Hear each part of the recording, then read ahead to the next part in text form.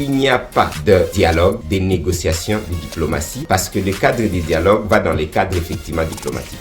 Le Rwanda M23 se retire de même. Mauvaise affaire, dialoguer directement avec le M23 plutôt que le Rwanda. Le Rwanda peut se retirer à un moment donné directement. Ont un plan de balkanisation, ont un plan de continuer à piller les ressources minières, malgré les sanctions de la communauté européenne. Parce qu'on ne nous prend pas assez au sérieux par rapport au fait qu'on peut déloger les Rwandais de nous-mêmes et pas nécessairement avec des négociations et compter sur les autres. Et on n'agit pas en conséquence. Dans l'est de la République démocratique du Congo, où la guerre ravage les vies depuis des années, les pourparlers de Luanda de ce 18 mars 2025 semblaient offrir un espoir de paix. Mais aujourd'hui, l'AFC M23 annonce son boycott, accusant les sanctions de l'Union européenne de saboter les dialogues. Quelle est l'importance de ces négociations pour les civils de la région et quel impact ces boycotts aura-t-il sur la stabilité du pays? Le professeur Dadi Saleh, analyste politique congolais, nous donne son éclairage sur cette situation cruciale. Restez avec nous pour une analyse percutante. C'est vrai que les gens s'attendaient à des pourparlers aujourd'hui à Luanda entre le M23 et la République démocratique du Congo. Je pense que mon avis est déjà clair pour ne pas faire de confusion. C'est une mauvaise affaire. Dialoguer directement avec le M23 plutôt que le Rwanda est une mauvaise affaire pour la République démocratique du Congo parce que de là, naturellement, on sous-entend qu'il faut faire des concessions. On risque d'aller encore vers le partage des pouvoirs, vers l'intégration dans l'armée et tout le monde connaît les conséquences. Mais cela étant, ma réflexion, c'est une réflexion prospective.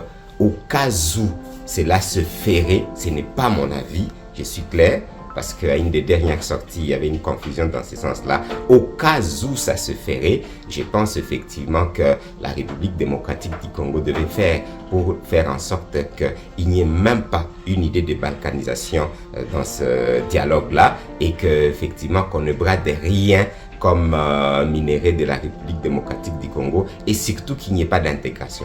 Voilà un peu ce que je peux appeler ligne rouge pour la République démocratique du Congo. Cela étant, la réalité aujourd'hui est que il se fait que le Rwanda, avec ses supplétifs, l'Ouganda et les néocolonialistes avancent sur terrain, continuent à maintenir Goma, Bukavu et avancent sur terrain. Nous félicitons le FARDC et les Wazalendo qui se battent matin, midi, soir pour essayer tant soit peu de faire ce qui est en train de se faire. Et nous avons toujours confiance que d'ici peu, la situation va retourner. Mais je répète, il n'y a pas de dialogue, des négociations, de diplomatie, parce que le cadre des dialogues va dans les cadres effectivement diplomatiques. Il n'y a pas à séparer des dialogues sans rapport de force.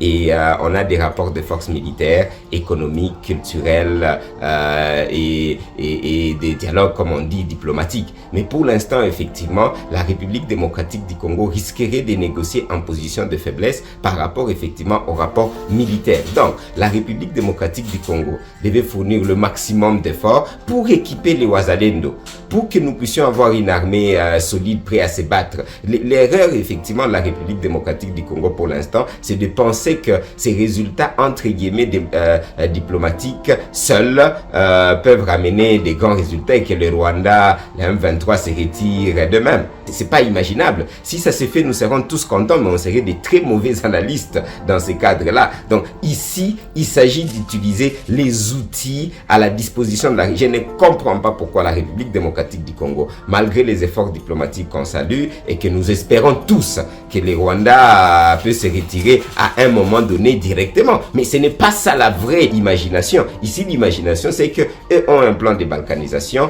ont un plan de continuer à piller les ressources minières, malgré les sanctions de la communauté européenne, qui ne sont pas du tout jusque-là très sensibles, mais que nous félicitons. Juste empêcher à ceux qui puissent aller en Europe et bloquer leurs comptes, c'est largement pas très suffisant. Il faudra que l'Europe puisse faire encore largement mieux pour que nous puissions comprendre que c'est devenu un partenaire fiable. On félicite la Belgique qui prend des positions assez... Donc, ça, il s'agit des parcours.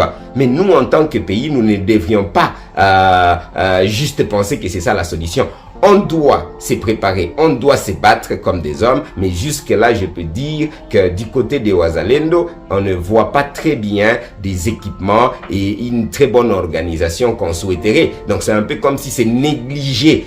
On en parle, mais on n'agit pas en conséquence. Donc, pour l'instant, je pense que malheureusement, l'ennemi semble être en position de force, c'est-à-dire que les conséquences par rapport au fait qu'il ne va pas participer aujourd'hui aux négociations, pour lui, il a l'avantage sur terrain, ce qui fait que c'est ce qui compte pour lui. Il faudra que quelqu'un lui dise l'inverse, les déloge de ses positions pour que ce dialogue soit vraiment un sérieux problème pour lui, tout en acceptant des problèmes diplomatiques, des problèmes avec l'Union européenne, où exactement il faut le renforcer pour que nous puissions croire en ça. Mais jusqu'à preuve du contraire, ça n'empêche en rien le Rwanda, ça va de continuer à se battre, et que même si ça empêcherait, ils ne vont pas arrêter leur plan macabre qui est soutenu par cette même communauté internationale, ça va, et juste parce que la République démocratique le veut. Donc j'estime effectivement que le président de la République doit prendre de très grandes décisions en utilisant l'article 63 de la Constitution, en soutenant le Wazalendo,